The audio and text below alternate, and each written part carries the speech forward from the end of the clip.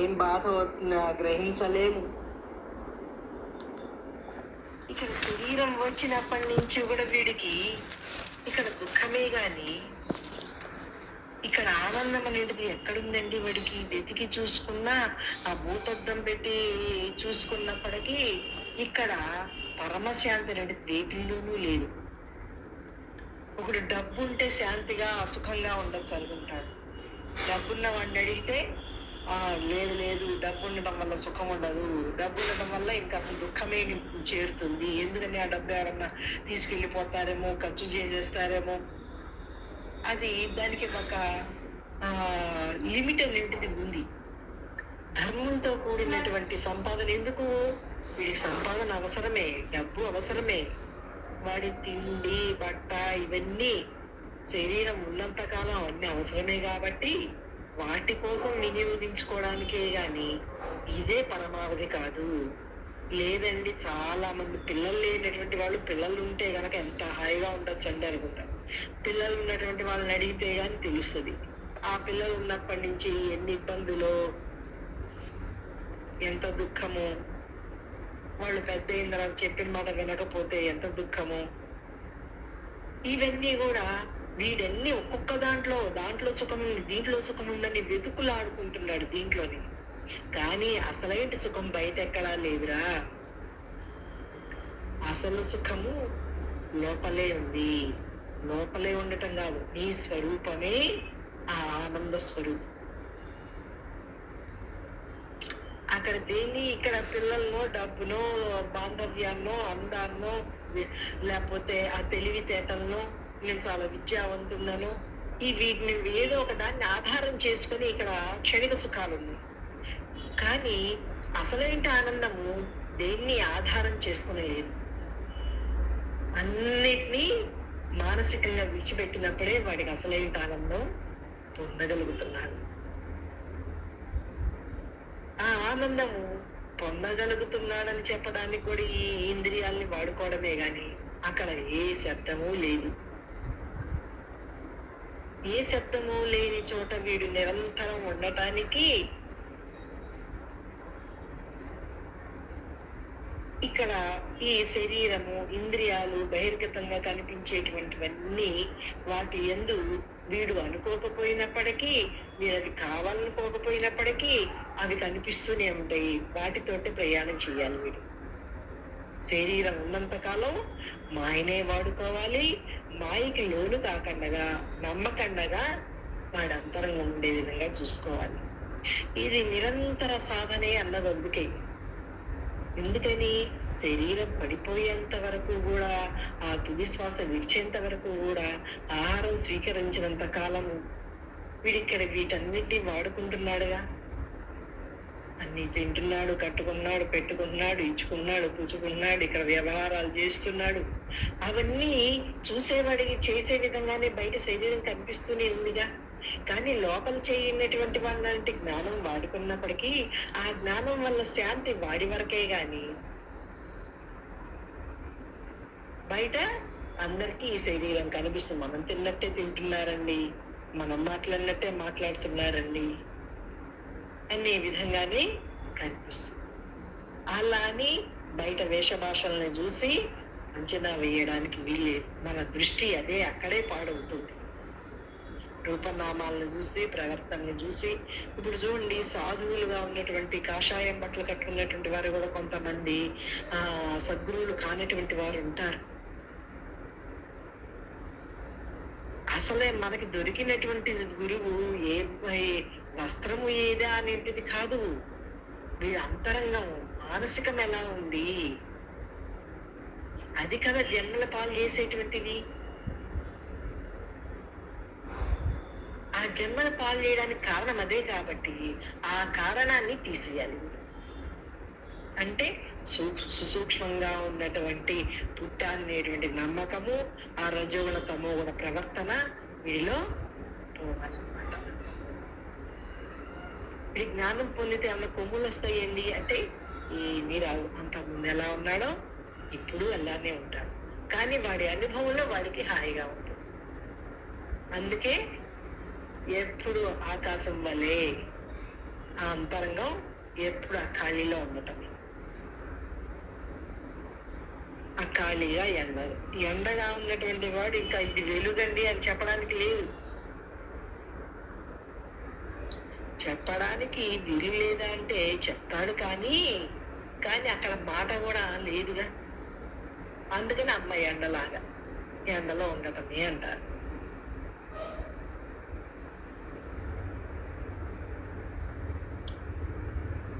ఇది చిరకాల అభ్యాసం వల్ల గాని వాడికి అనుభవానికి రాదు. ఇది 1 రోజు 2 రోజులతోటి వచ్చేది కాదు. కష్టము అనుకునేవాడికి గుదిబండలాగా అయిపోతుంది. కష్టాన్నైనా సరే నాకు మోక్షం కావాలంటే ఇది తప్ప ఇంకో మార్గం లేదు అని దాని మీద ఇష్టత పెంచుకొని నాకు మోక్షమే కావాలి అనుకుని ప్రయాణం చేసేటువంటి వాడికి అది తేలికయ్యే అవకాశం. ఇంకా వాడు దృఢపడిన తర్వాత వాడు తదేక నిష్టగా ఉంటున్నప్పుడు కష్టము కాదు, తేలిక కాదు. అది ఉన్న సత్యం, అది ఉన్నది ఉన్నట్లుగా గ్రహించడమే. కాకపోతే ఆ స్థితి పొందేంత వరకు కూడా వీడికి ఎన్నో రకాల ఏమిటి, నేను అసలు కల్లా ఉన్నానా లేదా, కాసేపు ఆ మనసు ఎలా మోసం చేస్తుందో చెప్పను. ఒక్కొక్కసారి ఈ ఆధ్యాత్మికమైన వాటి యందు ఇష్టత కలగనీయకుండా చేస్తుంది. ఎందుకంటే వాడిలో ఉన్నటువంటి ఏ మూలో ఉన్నటువంటి ఏ కించిత్తుగా ఉన్నటువంటి సంస్కారము, విషయ సంస్కారం వాడిని అలా చేసేస్తుంది మనసులో. ఎన్ని జన్మలు ఇలా విన్నానో, ఎలా తిన్నానో, ఇన్ని అనుభవించానో, అయినా శాంతి లేదు కదా. వాళ్ళేరి అక్కడ భోగభాగ్యాలు అనుభవించాను పోయిన జన్మలో, కానీ ఇప్పుడు ఏది పోయి అనుభవిస్తే అక్కడ ఏమైనా తృప్తి పడిందా? యయాతి మహారాజు గనక 2 యవ్వనాలు అనుభవించినా ఆయనకి తృప్తి కలగలేదు. ఎంత అనుభవించినా ఇక్కడ తృప్తి కలగదు. ఎందుకంటే ఇది మాయ, ఇది అసలేంటి ఆనందం ఇక్కడ లేదు కాబట్టి వీడికి తృప్తి కలగదు. ఆనంద స్వరూపాన్ని నీవే ఉన్నావని వాడు గ్రహించి వాడి అనుభవాన్ని వాడు స్వరూప జ్ఞానాన్ని వాడు పొంది ఆ అనుభవంలోనే నిరంతరం నిలిచినప్పుడు గాని, సమాధిలో నిరంతరం ఉండటం అలవాటైతే గాని కొంతకాలం, కొన్ని సంవత్సరాలు అలా ఉండిపోవాలి. అంటే పనులు ఏమి చేయకుండా ఉండటం కాదు, పనులు చేస్తున్నప్పటికీ ఆ స్థితి మారినటువంటి స్థితిగా వాడి మైండ్ ఉండాలి. అలా ఉంటున్నానా లేదా, ఇక్కడ ఏం అడ్డొస్తున్నాయి, నాకు ఏ విషయాలు అడ్డొస్తున్నాయి, ఎవరి గురించి ఆలోచించడం వల్ల ఈ రకమైన అడ్డుగా ఉన్నాయి ఇవన్నీ. ఈ సంబంధ బాంధవ్యాలన్నీ తాత్కాలికమైనటువంటివే. పోయిన జన్మలో ఎంతో మంది బంధువులు ఉన్నారు, చుట్టాలు ఉన్నారు, స్నేహితులు ఉన్నారు,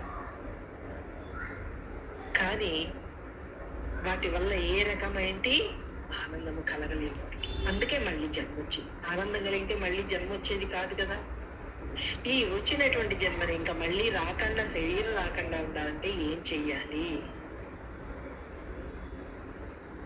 మోసం చేసేటువంటి వాడు ఇక్కడ బానే మా భగవత్ సంబంధమైనవి వింటున్నాను, చదువుతున్నాను, మాట్లాడుతున్నాను, కానీ లోపల దిగుతుందా లేదా, ఆ లోపల విషయం వచ్చినప్పుడు దాన్ని నెట్టేయగలుగుతున్నానా లేదా, ఆ విషయాన్ని బలం కలిగి ఉందా లేకపోతే అది అపనమ్మకంగా ఉందా, ఆ మనసు చెప్పేదాన్ని నమ్ముతున్నానా, నమ్మకంగా ఉంటున్నానా అని వాడిలో వాడు నిరంతరం చూసుకోవాల్సింది. ఈ నిరంతరం చూసుకుంటే అంటే గనక చూడండి, సూర్యకాంతి ఆ భూతత్వం పెట్టినప్పుడు ఏకంగా ఒకే చోట పడేటప్పటికి ఆ సూర్యకిరణాల వేడికి ఎలా అయితే దట్టమైపోతుందో కాగితము, అలాగే వీడు సర్వేంద్రియాల యొక్క దృష్టి ఏకం చేసుకున్నప్పుడు, ఏకాగ్రతగా ఉన్నప్పుడు, ఆ ఏకాగ్రత వల్ల ఆ అజ్ఞానంగా ఉన్నటువంటిదంతా కూడా భస్మమైపోతుంది. అందుకే జ్ఞానాగ్నిదత్త కర్మాణి అని చెప్పేసి మనకి భగవద్గీతలో చెప్పినటువంటిది. దీనికి సమయం లేదు అని అనడానికి వీలు లేదు. సర్వకాల సర్వావస్థల యందు వాడు అదే దృష్టిగా చేయాలి. కాలాతీతమైనటువంటి శక్తి ఈ కాలంలో కుదరట్లేదండి అంటే వాడికి ఇష్టం లేకపోయేప్పటికీ ఇప్పుడు కుదరట్లేదండి అనుకుంటాడు. అమ్మాయి అలా అడ్డు చేసేస్తుంది. ఆ విషయాల మీద ఉన్నటువంటి మోహము, ఆశ వాడిని అలా అడ్డు పట్టేస్తుంది.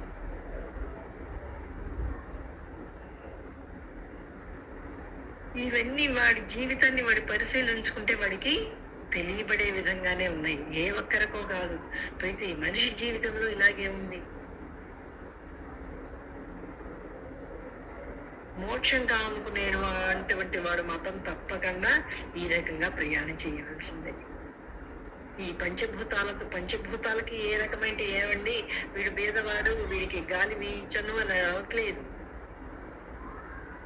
అలాగే జ్ఞానానికి కూడా ఆ జ్ఞానం వాడు ప్రయాణం చెయ్యాలి, ప్రయత్నం చెయ్యాలి, ప్రయాణం చెయ్యాలే కానీ, సాధన చెయ్యాలే కానీ వీడికి రాదండి, వీడు పేదవాడండి, వీడు రాదండి, వీడు ఆడవాళ్ళండి, వీళ్ళు మగవాళ్ళండి, జాతి కుల మత భేదాలు ఏమీ లేవు. ఎవడు ప్రయత్నం చేస్తే వాడికి ప్రాప్తం.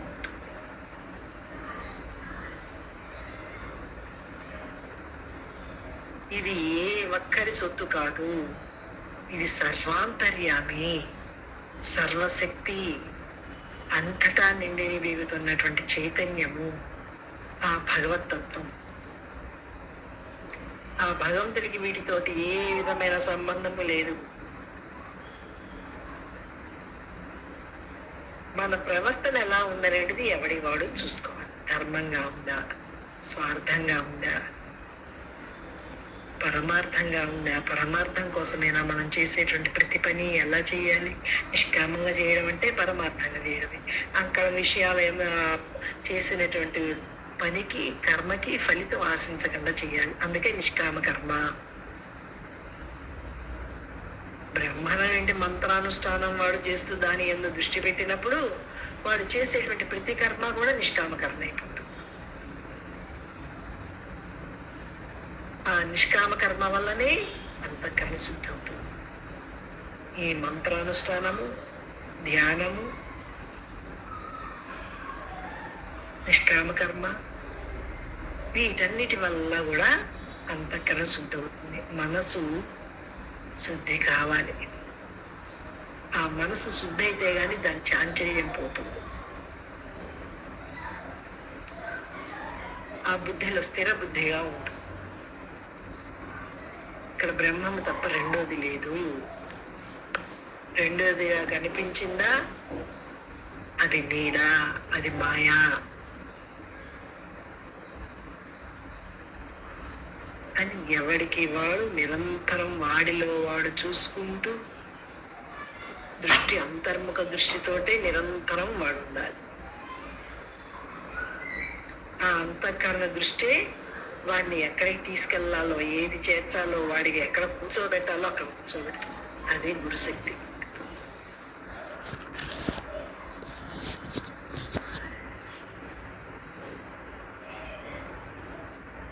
మా సరళ ఎలా ఉన్నావు తల్లి? బాగా ఉన్నా. సంతోషం.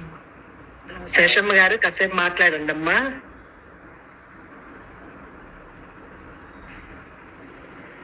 అమ్మా నమస్కారం అమ్మా. నమస్కారం. ఈరోజు నిన్న మీరు చెప్పిన పాట మళ్ళీ వింటుంటే మళ్ళా మనం అంటే ఇప్పుడు వింటాము, మళ్ళా విన్నప్పుడు ఇంకా ఇంకోటి కొత్తగా వస్తానే ఉంటుందమ్మా. మనము గురువు చెప్తున్నారు, చెప్పేటప్పుడు మనం ఎలా వింటున్నాము, మనము వినేటప్పుడు మనలో ఇంకా ఏమన్నా ఉన్నాయా, దృష్టంతా ఇప్పుడు మీరు చెప్పినప్పుడు భూతత్వంలో కనుక ఎట్లా ఉందో ఆ వినేటప్పుడు కూడా మొత్తం అక్కడే పెట్టి వినాలమ్మా. వినాలి. ఎప్పుడు గురువే, మనము శిష్యులమే అంతే. అయితే మనము ఆ గురువు లాగా తయారవ్వాలి. అలా తయారయ్యి వాళ్ళు చెప్పినవన్నీ వింటూ మనలో ఏ లోపాలు ఉన్నాయో మనకి తెలుస్తుంది, గురువుకి తెలుస్తుంది, తప్పకుండా తెలుస్తుంది. ఆ గురువు సన్నిధిలోనే మనం నడుస్తున్నాం కాబట్టి లేదు, అన్ని తెలుసమ్మా. భగవంతుడే కదా, సాక్షాత్ ఈశ్వరుడే గురు రూపం వచ్చి మనకి చెప్తున్నారు. వాంతర్యామి అవును. కనుసన్నంలోనే సర్వము జరుగుతుంది కదా నాన్న. అది అందుకని మనం ఎంత జాగ్రత్తగా మనం ఉండాలి అనేది మన ప్రతి క్షణము మనము రోజు రోజుకి మన కోసం ఇంత టైం వేస్ట్ చేసి చెప్తున్నారు. ఆ చెప్పినప్పుడే కాదు, ప్రతి క్షణం మనం అలా ఉంటున్నామా లేదా, అన్ని బాగున్నప్పుడు బాగానే ఉంటాము. అదే ఏదన్నా వచ్చినప్పుడు ఇదే ఇప్పుడు మీరు చెప్పినవన్నీ ఆచరించటమే. ఇప్పుడు వరలక్ష్మి గురువు గారు చెప్తున్నారనే ప్రార్థన చేయంగానే గురువే పలికిస్తున్నారు కదమ్మా అక్కడ. ఆ గురు ప్రార్థన ఉంది నాన్న. గురువే ఆ ప్రార్థన చేయడంతో ఆ ఏమి పలికిస్తాడు ఆయనే పలుకుతున్నాడు అంతే. పలుకుతారు. అది అది పెట్టుకొని మనం మాట్లాడే ముందు కూడా మనం ఈ మాట ఏం మాట్లాడుతున్నామా, ఏం చేస్తున్నామా అని ఒక క్షణం మనం ఇస్తే లోపల మనకు గురువు అందిస్తున్నారమ్మా. ప్రతి క్షణం అందిస్తున్నారు. నాకైతే అలా అనిపిస్తుందమ్మా ప్రతిదీ కూడా. అవునమ్మా, వీడు ఆ గురువు వాక్యాన్ని గురువుని విశ్వసించున్నప్పుడు గురువు ఎక్కడో లేరుగా, తనలోనే కదా, తనలో ఉండే తన్ని ఉద్ధరింపజేస్తున్నారు. ఆ శబ్దాన్ని మనము అది మనకి చెప్తున్నారని అది లోపల ఒక్క ముక్కే దాన్ని వ్యాపించుకునేటట్టు మనం చేసుకోవాలి. నరాలలో కూడా ఇది ఒక్కటి చాలు వీడు దాన్ని అనుష్ఠానంలో పెట్టుకుని అలా ఉండటానికి. అదే ఆ ప్లాటినం పేపర్ మీద గనక ఇంకు పడితే ఎలా స్ప్రెడ్ అయిపోయి అంతా వ్యాపిస్తుందో వీడి దృష్టి కూడా అలా విస్తరించాలి. అది మిగతా అన్ని చేసుకుంటాం, ఇది ఎందుకు చేసుకోము, ఇది చేసుకుంటే అవి మిగతా వాటంతటా అవి జరిగిపోతున్నాయి. ఇప్పుడు దాకా చేసాం కదా, మనకి అమ్మ అదే చెప్తున్నారు. అవి జరిగిపోతుంది, అలవాటు అయిపోయింది, ఇంద్రియాలకు అలవాటు అయిపోయినాయి. కానీ దృష్టిని నువ్వు ఇటు పక్క మలుచుకొని ఇటు పక్క ఏకాగ్రత పెట్టుకుంటున్నప్పుడు ఇంద్రియాలకు అలవాటు అయిపోయినాయి కాబట్టి ఆ పని చేస్తూనే ఉంటాయి. చేసినా వీడి దృష్టి అట్లా లేదు కాబట్టి, దాని మీద లేదు కాబట్టి పని జరుగుతుంది. ఆ ఏకాగ్రతలో వీడి మైండ్ ఉంటుంది. ఫస్ట్ మనకి ఏదో మోక్షం కావాలి అది ఇదని ఫస్ట్ అసలు తెలియదు, అసలు ఈ పదాలే తెలియదు. ఏదో మనం ఆనందంగా ఉన్నాం అమ్మ దగ్గర చెప్తా లాటరీ కనుక ఎట్లా అట్లా ఆ తగిలిన దాన్ని ఎంత హాయిగా ఎలా ఉంటున్నామో అనిపిస్తుందమ్మా. అది తెలీదు. అదే మళ్ళీ వింటున్నప్పుడు ప్రతి అక్షరంలో కూడా మనకి తెలుస్తుంది. ఆ శ్రద్ధ పెట్టి మనం వింటే ఏదో తిన్నామా ఏదో చేసామా అని కాదు. ఆ రామనామం కూడా అవి వింటున్నప్పుడు బయట శబ్దాలు కూడా మన చెవుల్లోకి రావు. అమ్మ చెప్పినప్పుడు విష్ణు సహస్రనామం ఏదో ఇదివరకు ఏం చేసే వాళ్ళం ఒక టైం పొద్దున పెట్టుకొని, ఇప్పుడు అంతా కాదు, ఎప్పుడు ఖాళీ ఉన్న పని చేస్తున్నా ఇయే వింటూ ఉంటే ఇంకా ఏ వస్తుంది. దీంతో తన్మయత్వంలోనే మనం జరిగిపోతూ ఉంటుంది. అంతేగా వాడి దృష్టి ఎటుంటే అదే విస్తరిస్తుంది. ఖాళీగా ఉన్నప్పుడు కూర్చొని ధ్యానమే చేస్తామా, చదువుకుంటామా, పాడుకుంటామా లేదు. ఇది మిగతా టైంలో ఇట్లా ఏదేమైనా సరే ఆ నామాలు గాని ఆ స్మరణ గాని దాంట్లోనే అన్న క్షణము అదే చేస్తే అదే సాధన అయ్యిద్దని, అదే తపస్సు అయ్యిద్దమ్మా అని అర్థమైంది. అలా జరుగుతుంది. అదే నిరంతరం అలాగే జరగాలి. దృష్టి ఆ ఏకాగ్రతలో ఉంటుందనే అనేది చూసుకుంటూ పక్కన తొలకుండా విషయాన్ని ఇవ్వకుండా, ఒకవేళ మనసు విషయాన్ని తీసుకొచ్చిన దాన్ని నమ్మకంగా. పరిస్థితులు కూడా ఇప్పుడు మనకి బాగానే ఉన్నాయి. పరిస్థితులు బాగాలేనప్పుడు ఇప్పుడు బాగున్నప్పుడే తేల్చుకొని ఇలానే ఉంటూ ఉంటే ఇదే ఎక్కువైపోయింది తూకం కూడా. అంటే అప్పుడు పరిస్థితులు వాడు మారిన విధంగా వాడి అంతరంగా ఉంటుంది. ఇప్పుడు ఆ పసిపిల్లలు నిజం మనం పుట్టుకు మనం చూడలా, మన ముందు మనం కొడుకులు కూతుళ్ళు మనవరాలు ఇవన్నీ మనం కళతో చేస్తున్నా. ఆ చేసేటప్పుడు ఇప్పుడు పాఠమే వస్తుంది. ఇదే కదా, ఇట్లానే కదా, 1 నెల అయింది, 2 నెలలు అయింది, మళ్ళీ పెరిగారు, నడుస్తున్నారు, స్కూళ్ళకి వెళ్ళారు. ఈ తపనేగా మనం జన్మలు పొందింది. ఇదే కదా, మనం ఇంకా వీటి కోసం ఎందుకు అనేది అర్థం అవుతుంది ప్రతి విషయం. అయితే ఏది తప్పదు. ఇది మనసులో మార్పు అనేది ఈడికే ఉంటది. కానీ చూసే వాళ్ళకి ఎవరికి అన్ని పనులు చేయాలి, అన్ని చెందాలి, లోపల మాత్రం నమ్మకుండా ఉండటం అంటే మరి లోపల వేరు పురుగు పట్టింది. ఆ వేరు పురుగుకి వేరులోనే మందు పడాలి గాని కొమ్మలో పడితే వేరు పురుగు పోదుగా. అవును.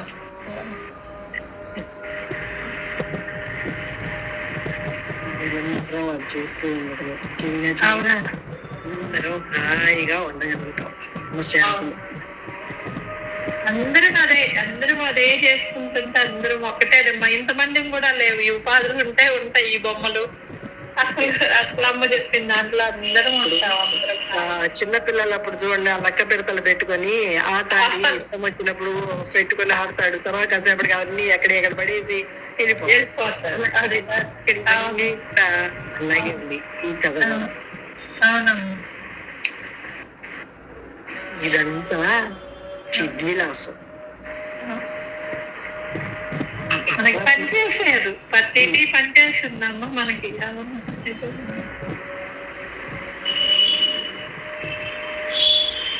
కృతజ్ఞతతోటి అంతేనమ్మ బతుకుతాం.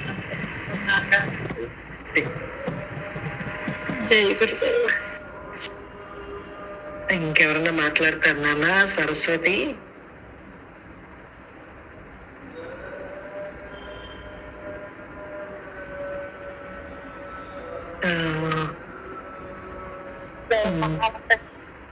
జై గురుదేవ.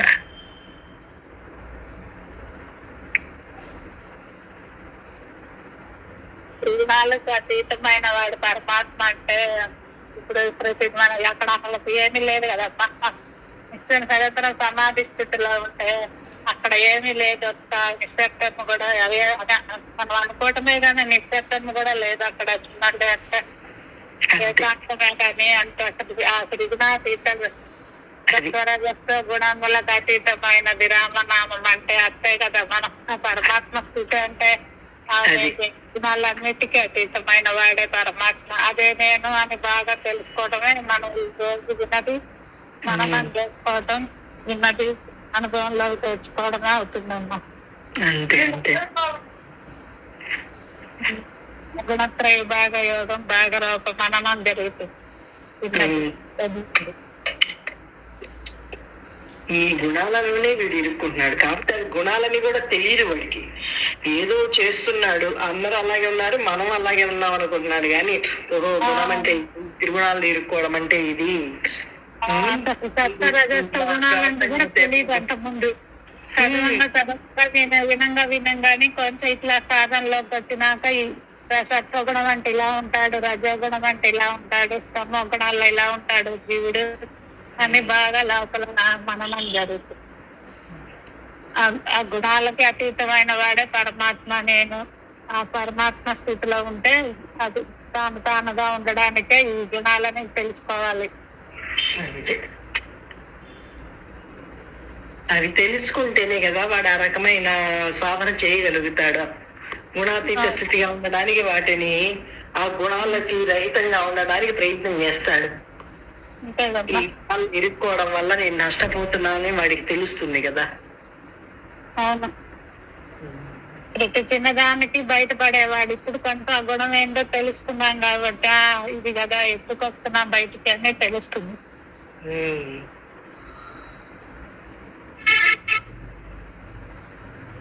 అమ్మ దగ్గరికి వెళ్ళారా నాగలక్ష్మి గారు? అది ఫోటో పెట్టారు. అది ఎప్పటిదో అన్నట్టుంది. మరి నేను వెళ్ళారేమో పెట్టారు అనుకుంటున్నా నేను. ఆదివారం లేదు లేదు, ఇక్కడే ఉన్నారు.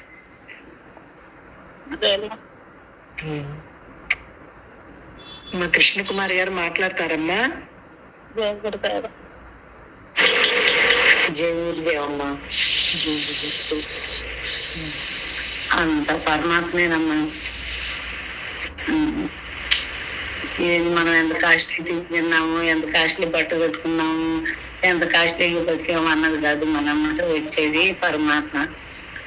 ఈ ఆత్మతో వచ్చేది ఆ పరమాత్మ సేవ. ఇప్పుడు శవానికి కూడా చూడండి, పట్టు చీర కప్పుతాం, కానీ అది ఏమన్నా దానికి ఏమన్నా విలువ ఉందా? ఇది నడిచే సేవము, అది నడవని సేవ. నడిచే సేవానికి కూడా ఏ గుడ్డ కట్టుకున్నా ఇదే లేదుగా. అవన్నీ వల్లగాటికి ఏమీ కూడా తోడు రావు, వెంట రావు. ఎంత గొప్పవాడైనా, ఎంత తెలివి గలవాడైనా, ఎంత సంపాదన చేసేటువంటి వాడైనా, ఎంత ధనం ఉన్నా, ఎంత మంది బంధువులున్నా ఎవ్వరు వెంట రారు. ఎవరు రాదు. మన ఆత్మయే పరమాత్మతో కూడుకునే భగవంతుడు తప్ప ఇంకేమీ వెంట రావు. ఇంకే శ్మశానంలో శివుడు ఎందుకు ఉంటాడండి అంటారే, అందరు నిన్ను విడిచిపెట్టినా నేను ఉన్నాను రా నీకు తోడు, నువ్వేం బాధపడకు అని మనకి తోడుగా భగవంతుడే ఉంటాడు అక్కడ. అవునమ్మా. ఆ భగవంతుడు అక్కడ ఉండటం కాదు, ఆ భగవంతుడు సర్వాంతర్యామిగా ఉన్నాడు, ఎప్పుడు ఉన్నాడు, అంతటా ఉన్నాడని వీడు తెలుసుకొని నిరంతర ఆయన స్మరణలో ఉంటూ ఆయన పెట్టి ఉండటమే జ్ఞానము. అవునమ్మా, చాలా బాగా చెప్పారు. అవునమ్మా.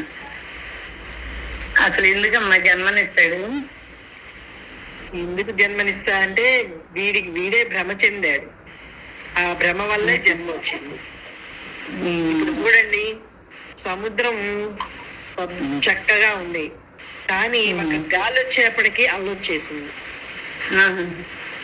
అలాగే వీడికి కాసేపు ఆడుకుంటే బాగుండు అనేటువంటి వచ్చేప్పటికి ఆలోచన వచ్చేప్పటికి ఇంకా భ్రమకు లోనైపోయాడు. జన్మెత్తిన కాడి నుంచి బాధలు, టెన్షన్లు, దుఃఖమే, సుఖాలు, కష్టాలు, దుఃఖం, వ్యాధి దుఃఖం, మరణ దుఃఖం, అన్ని దుఃఖాలే ఇక్కడ. అవునమ్మా. ఆ దుఃఖాలు అనేటిది వీడికి తెలియదు అంత ముందు. ఏదో అందరూ పుడుతున్నారు, చూస్తున్నారు, ఏదో చేస్తున్నారు, మనం కూడా అలానే చేస్తున్నాం అనుకున్నాడు గాని ఇది చాలా దుఃఖభీష్టమైనటువంటిది. వీడికి దుఃఖం వచ్చినప్పటికీ కాసేపు ఏడుస్తాడు, మళ్ళీ కాసేపు మళ్ళీ మామూలు అయిపోతాడు. కానీ ఇక్కడ ఎప్పుడు దుఃఖమేరా ఉంది, ఈ నమ్మకం వల్ల ఇలా నష్టపోతున్నాము. మన నమ్మకమే మనల్ని పాడు చేస్తుంది, మోసం చేస్తుంది, మన మనసు మనల్ని మోసం చేస్తాం అని వీడి ఆ మనసుతోటి భగవంతుడిని పట్టించాలి. నిరంతరం భగవంతుడితో ముడిపెట్టాలి ఆ మనసుకి. అదే ఎదగటానికి ఎందుకు రా తొందర తొందర అన్నట్టు వచ్చే సినిమా పాటలు కూడా మంచిగానే ఉండే, అర్థం చేసుకుంటే. మట్టితో చేసినయ్యా మనిషిని బ్రహ్మయ్య, మట్టితో చేసినయ్యా ఆడించుతున్నాడు బొమ్మలాట అన్నట్టు జీవితం ఎందుకు ఎత్తిస్తాడు, ఎందుకు కష్టాలు చెప్పండి. ఇది బొమ్మలాటే, నిజం కాదు. అవునమ్మా. కాసేపు నాటానికి వచ్చాడు, అది గ్రహించుకుని ఉంటే చాలు వాడు. అది గ్రహిస్తున్నాడు, ఈర్షాసులకు లోను కాడు. దీని మీద నమ్మకం పెట్టుకోడు. 4 రోజులు ఉండిపోయేదంటే ఎవడైనా సొంతం చేసుకుందామని ఆలోచిస్తాడండి, దాని మీద ఆశ పెట్టుకుంటాడండి, ఆశ పెట్టుకోడు. నిజమనుకుంటున్నాడు కాబట్టి దీని మీద ఆశ పెట్టుకుంటున్నాడు. ఆశ మనసు మోసం ఎప్పటికప్పుడే మోసం చేస్తా ఉంటుందమ్మా. ఇది శాశ్వతం కాదు అని తెలిసినా మోసం చేస్తా ఉంటుంది మనసు. తెలిసిన సాగు కదమ్మా, అనుక్షణం ఆ రకమైన దృష్టి. నేను సౌందర్యాన్ని అంటే జ్ఞానంగా ఉండి ఆ మనసు ఎక్కడ మీరు అపనమ్మకంగా చూసుకోవాలి వాడికి నాడే. ఈ ఆత్మ ఎప్పుడు పరమాత్మతో కలయికలో ధ్యాసలో ఉండాలి, కలయికతో. ఆ ధ్యాస ఉన్నప్పుడే మనం ఇంకో మార్గంలోకి ధ్యాసతో ఉన్నప్పుడే మనసు నిర్వీర్యం అవుతుంది. మనసుకి నందనివ్వకుండా భగవన్ నామాన్ని చేయిస్తున్నప్పుడు మనసుకి అది కూడా ఆనందం కోసమే ప్రయత్నం చేస్తుంది, కాకపోతే బయట కనిపించే వాటిలో ఆనందం వెతుక్కుంటుంది. ఇప్పుడు తెలిసింది వీటిలో ఆనందం లేదు అని తెలిసింది కాబట్టి తెలిసే దాన్ని దృష్టి పెట్టుకొని ఆ మనసు దాన్ని పోలేకుండా వీరు జాగ్రత్తగా ఉండటం. ఆనందం శాశ్వతం కాదు అని తెలుసుకోవాలి. మన కళ్ళ ముందే ఎంతో మంది పుడుతున్నారు, ఎంతో మంది పోతున్నారు. అలాంటి పరిస్థితులు మాత్రమే మన జీవితంలో మనం చూసుకుంటే తెలుస్తుందిగా. అవునమ్మా, తెలుస్తుంది. ఒకటి వీడు గ్రహిస్తే తెలిసే విధంగానే ఉంది, కాకపోతే వీడు మభ్య పెట్టుకుంటాడు వాడికి వాడు. మనసు మోసపోతా ఉంటుంది. తెలియక కొంతకాలము, తెలిసిన తర్వాత మధ్య పెట్టుకోవడం కొంతకాలము. ఇప్పుడు వివేకం కలిగి ఆ వివేకంతో వీటన్నిటిని కూడా లేకుండా చేసుకోవాలి. కూడా అతీతులు అంటే జ్ఞానంగా అదే మా బాగా చెబుతున్నారు, మనసులో హత్తుకుంటుంది. అది ఎంతసేపు మనం అలాగే ఆ ధ్యానంలో ధ్యానం ఉన్నాం అనిపించింది, కానీ మళ్ళీ వెళ్ళిపోతుంది. అంటే విన్నందువల్ల సరిపోదుగా, వింటం సరిపోదుగా. అవునమ్మా, పొందాలి కదమ్మా. చాలా మనసు చాలా మారిందమ్మా. మనకి ఇది శాశ్వతం కాదనేది మీరు చెప్తూ మొదలు పెట్టినాక మనసు చాలా ధ్యాసలోకి వెళ్తుంది, పరమాత్ముడి ధ్యాసలోకి. ఆ రామనామం తెలుసుకున్నప్పుడు మనశాంతి అలా దాని వల్లే కదా వాడికి మనశ్శాంతి ఎక్కడ దొరుకుతుందో అది ఎదుర్కొంటుంది. అవునమ్మా, అంతకుముందు వీటిలో ఉందనుకుంది, ఇప్పుడు తెలిసింది వీటిలో ఏ మంత్రం లేదు. చాలా తెలిసింది వాడికి. ఇవన్నీ చావుని తెచ్చి పెడతాయి గాని జన్మల్ని తెచ్చి పెడతాయి గాని ఆనందాన్ని. అవునమ్మా, ఆ రామనామం తెలుసుకున్నప్పుడే మనసు ఎంతో శాంతిని పొందినట్టు అనిపిస్తుంది. మా ధ్యాసలో ఉండాలి కానీ ఎంతో ప్రశాంతత వచ్చినట్టు ఉంటుంది మనసుకి. అందుకే నిరంతరం మంత్రం చేసుకోండి అమ్మా. జై గురుదేవ. మనసుకి నిమ్మకంగా మంత్రాన్ని చేసుకోండి బాగా. నమ్మకండి నాన్న. చేసుకుంటాను.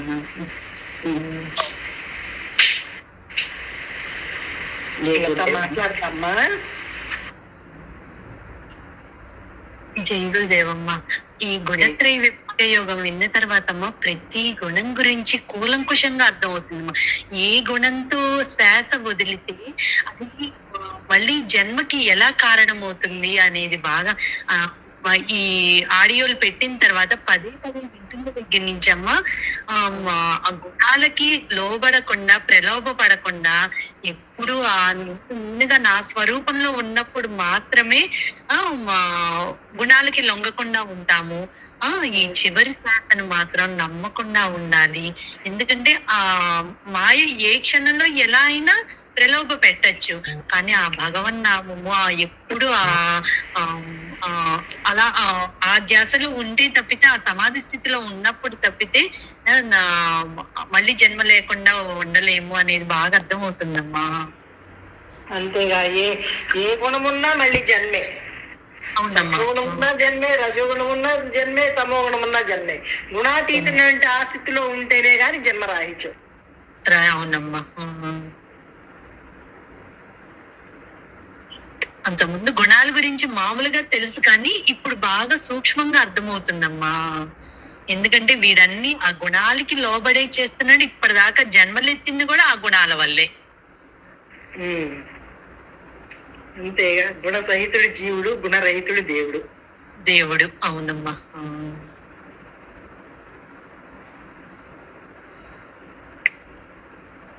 నిజంగా జ్ఞానం వినే కొద్దీ అమ్మా అది ఎంత లోపల ఆ విశ్వం అంతా వ్యాపించి ఉంది. ఆ పరమాత్మ శక్తి అనేది ప్రతి ఒక్కటి కళ్ళకు కట్టినట్టుగా ఇప్పుడు, ఎందుకంటే ఇంకా వేరుగా ఏది లేదు, అంతా ఒకటై ఉంది. ఆ ఒకటై ఉన్నదాన్ని, విస్తరించి ఉన్నదాన్ని తెలుసుకొని ఇప్పుడు ఒకటి అని అనుభూతి చెందుతున్నాం అంతే. అదేగా మరి. అవునమ్మా. ఇప్పుడు ఉన్న సత్యం ఎప్పుడూ ఉంది. అవునమ్మా. అది ఎప్పుడు మార్పు చెందలేదు. మార్పు చెందింది అనుకున్నాడు కాబట్టి జన్మలో లోన్ అవుతున్నాడు వీడు. గుణాలు అంటున్నాము, ఋషివర్గం అంటున్నాము,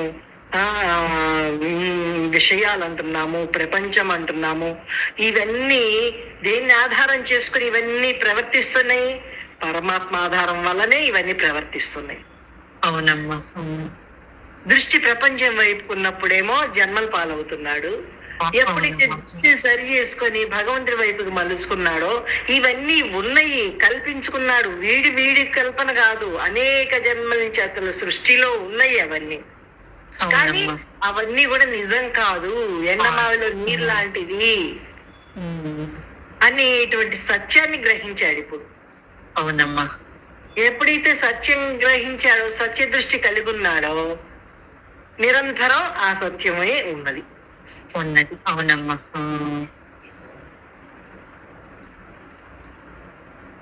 ఎప్పుడు మార్పు చెందట్లేదు ఆ సత్యము. లేదమ్మా, మార్పు చెందేది సత్యం కాదు, చెందదుగా. సత్యం ఎప్పుడు మార్పు చెందదు, మార్పు చెందేది సత్యం కాదు. అవునమ్మా. సుజాతక్క మాట్లాడతామ్మా. గురుదేవ జై గురుదేవ. జై గురుదేవ. నమస్కారం అమ్మా. ఈ గుణత్రయ విభాగ యోగంలో ఈ సత్వగుణం ఎక్కువగా ఉన్నప్పుడు వాడు సదాచార సంపన్నుల ఇంట్లో పుడతాడు. రజోగుణం ఉన్నప్పుడు ఎక్కువ ఈ దైవ కార్యాలు ఇవి చేయటంలో అంటే నిష్కామం కాకుండా కొంచెం కోరికతో చేస్తాడు. కానీ అలా చేస్తూ వాడు పుణ్యాన్ని సంపాదించుకొని మళ్ళీ అది పుణ్యం అనుభవించేంత మళ్ళీ జన్మెత్తుతాడు. కానీ సత్వగుణమే అన్నిటికీ వాడు జ్ఞానం ముందుకెళ్ళటానికి గొప్పదని, ఇంకా అక్కడి నుంచి ముందుకెళ్ళాలని బాగా వివరంగా చెప్పారు. ఈ యోగ భ్రష్టుడు కూడా ఈ సాధన చేస్తూ నిష్కామంగా సాధన చేస్తూ శరీరాన్ని చాలిస్తే మళ్ళీ సదాచార సంపన్నుల ఇంట్లోనే ఈ యోగాన్ని మళ్ళీ ముందుకు పెంచుకోవటానికి జన్మెత్తుతాడనని బాగా వివరంగా బాగా అర్థమయ్యేలా చెప్పారు. మరి అలా దేనికంటే ఈ గుణాలు, ఈ సత్వగుణం కూడా వాడికి జన్మనే ఇస్తుంది. కాకపోతే ఏంటంటే మంచి జన్మనిస్తుంది, ఆ సాధనని పూర్తి చేసుకోవడానికి తగినటువంటి వాతావరణం కలిగినటువంటి జన్మనిస్తుంది. అంతేగాని అప్పుడు కూడా గర్భనరకం ఇదంతా ఉంది. రజోగుణంలో ఎక్కువ కర్మయందు ఆసక్తి చూపిస్తాడు వాడు. దైవ కార్యమే కాదు, విషయాల్లో కూడా కర్మలు చేయడంలోనే వాడు ఎక్కువ శ్రద్ధ చూపిస్తాడనమాట. ఆ కర్మ చేసేటువంటి వాడు మళ్ళీ దానికి తగినటువంటి జన్మే వస్తుంది వాడికి. అలాగే వీడు తుది శ్వాసనందు ఏ రకమైన గుణ ప్రవర్తన ఉంటుందో దానికి సంబంధించినటువంటి జన్మే వాడికి వస్తుంది. అందుకే అమ్మ మనల్ని మాయక మనసు కాటేసింది అంటే, ఆ మనసు అంటే ఏమిటి? ఈ గుణాలలో ఉన్నటువంటి స్థితే ఆ మనసు. ఏదైనా గుణము ఉందనుకో మళ్ళీ జన్మేగా. తమో గుణాలు అంటే ఇంకా మనం చెప్పనవసరం లేదు, అది ఏ పశుపక్షాల జన్మో ఏ నిత్య జన్మలో ఏవో వాడి గుణం వల్ల అలా. అందుకని ఈ సాధన చేసేటువంటి వాడు ఈ తమో గుణ ప్రవర్తనని దూరం చేసుకొని రజోగుణ ప్రవర్తన నుంచి కూడా దూరం అయ్యి సత్వగుణంలోకి ప్రవేశించి సత్వగుణం నుంచి శుద్ధ సత్వానికి వెళ్ళాలి. అంటే గుణాతీతున్నటువంటి జ్ఞానంగా, గుణరహితున్నటువంటి జ్ఞానంగా పరమాత్మ స్థితిలో వాడు ఎప్పుడు స్థితుడై ఉంటే గాని, ఆ సమాధిలో ఉంటే గాని నిరంతరము అక్కడ ఏ గుణము లేదు, అక్కడ నిర్గుణమే. అమ్మ చెప్తారు చూడండి, నిర్వికారంగా ఉండటం ఏరా అంటారు. నిర్గుణం అన్నా గుణాలకు సంబంధించినటువంటి నిర్గుణం ఉంటున్నాము, వికారాలు పొందకుండా ఉన్నప్పుడు నిర్వికారం అంటారు. ఆ స్పందన అనేటువంటి స్థితే నిర్వికారం. ఆ వికారంగా స్పందన వచ్చిందంటే అదే వికారం. బాగా అర్థమవుతుంది. వీడి జాగ్రత్త పడటానికి బాగా ఉపయోగపడుతుంది. అంటే మననానికి వస్తుంది కదా, వీడు ఇలా ఉంటే ఇలా అదే వాడు జన్మకు వస్తాడు, ఇవి లేకుండా ఉండాలి, ఎప్పుడు దీంట్లో ఉండాలి, ఎప్పుడు మంత్రం జరుగుతూ ఉండాలి, ఆ రామనామ తత్వంలో ఉండాలి అని బాగా అర్థమవుతుంది. అర్థమయ్యి అలా అలా అనుభవం ఉండటానికి కూడా వస్తుందమ్మా. కానీ ఎప్పుడు అలా ఉండాలి, అది అనుక్షణం.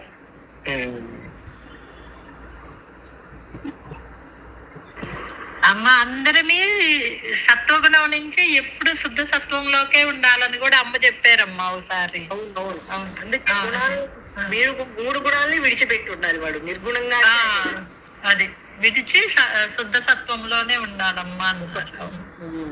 అది గుణాలు కాదు, శుద్ధ సత్వం అనేది గుణం కాదనమాట, నిర్గుణ తత్వం.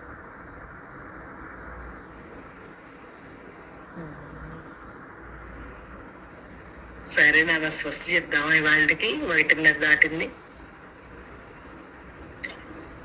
లోకాన్ సమస్త సుఖినో భవంతు, లోకాన్ సమస్త సుఖినో భవంతు.